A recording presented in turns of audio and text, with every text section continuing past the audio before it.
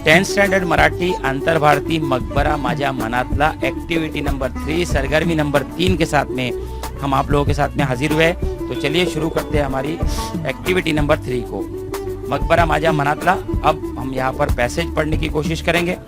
अन मग मकबरा खो खो करून हसू लागतो, मीही त्याच्याबरोबर मनसोक्त हसतो, खूप खूप हसून झाल्यावर तो मला म्हणतो असं काही नाही हं करायचं पुन्हा, आणि मीही त्याला म्हणतो असं नाही हं करायचं पुन्हा।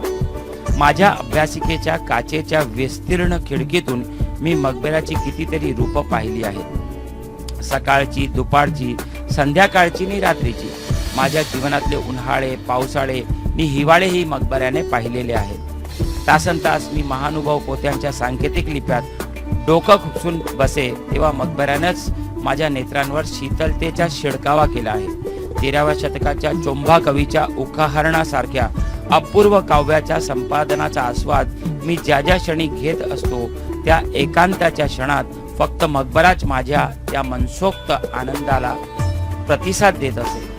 मराठवाड्यातील मराठी शिलालेखांच्या कोरीव अक्षरांच्या खोबणीत जेव्हा माझे डोळे तासनतास धसत थकून रुतून जात तेव्हा मकबऱ्याच्या मिनारांनीच माझ्या पाठीवर मायेचा हात फिरवला आहे।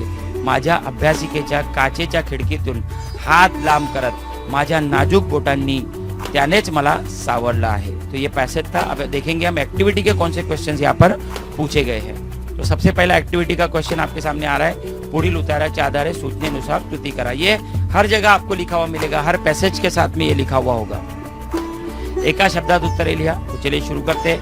चोंभा कवीचा काव्य संग्रह कौन सा था वो हमने अभी पढ़ा, उखाहरणा। नेक्स्ट 13व्या शतकातील कवी कौन थे वो, उनका नाम था चोंभा कवी। महानुभाव पोथ्यांची लिपि कौन सी लिपि थी वो, महानुभाव पोथी की सांकेतिक लिपि।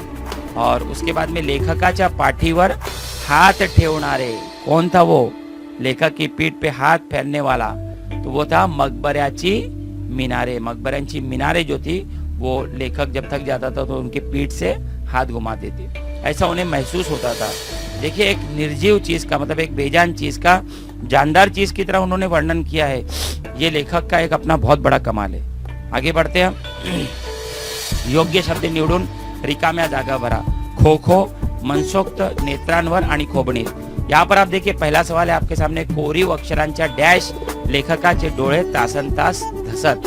अब क्या आएगा यहाँ पर जवाब, कोरीव अक्षरांच्या, तो यहाँ पर आएगा खोबणीत, सही जवाब आएगा खोबणीत। नेक्स्ट मकबऱ्यानेच लेखकाच्या डैश शीतलतेचा शिडकावा केला आहे। क्या आएगा जवाब, आप लोग सोचिए जरा। जी हाँ, नेत्रांवर शीतलतेचा शिडकावा केलेला आहे। नेक्स्ट क्वेश्चन आपके सामने आ रहा है, लेखक मकबऱ्याबरोबर डैश हसतात, कैसे हसतात, तो जवाब आएगा लेखक मकबऱ्याबरोबर मनसोक्त हसतात। आगे चौथा सवाल, मकबरा डैश करून हसू लागतो, तो मकबरा खो खो करून हसू लागतो। इस तरह से जवाब दुरुस्त लिखे जाएंगे। आगे बढ़ते हैं हम। स्वमत कृति का यहाँ पर सवाल है, मकबऱ्याविषयी माहिती लिहा। बीबी का मकबरा हा मोगल सम्राट औरंगजेबचा मुलगा आझम शाह याने आपल्या आईच्या स्मरणार्थ बांधलेला आहे। औरंगाबाद येथे बांधलेल्या एका भव्य महालात औरंगजेबची पत्नी राबिया दुरानी हिची कबर आहे। आपने देखा होगा कि कभी कभी इसको बीबी के मकबरे को राबिया दुरानी का मकबरा भी कहा जाता है। तो बीबी का मकबरा या सन्मानाने दख्खनचे ताजमहल असे संबोधले जातात। याचे बांधकाम सन 1679 इसवी सन मध्ये झालेले आहे। हा लाल आणि काळ्या दगडांबरोबर संगमरावर आणि काही पांढऱ्या मातीपासून बनविलेला आहे। या मिश्रणास स्टाइकोप्लास्टर असे म्हणतात। कबरीवर छतांच्या खिडक्यातून दिवसा सूर्यकिरणे आणि चंद्रप्रकाश पडेल अशी रचना केली आहे। भव्य ओट्यावर चारही बाजूंनी मीनार बांधलेले आहेत। तो ये इस तरह से जवाब लिखा जाएगा। उम्मीद है आप लोगों को आज का जो ये एक्टिविटी है वो आप लोगों को अच्छी लगी होगी।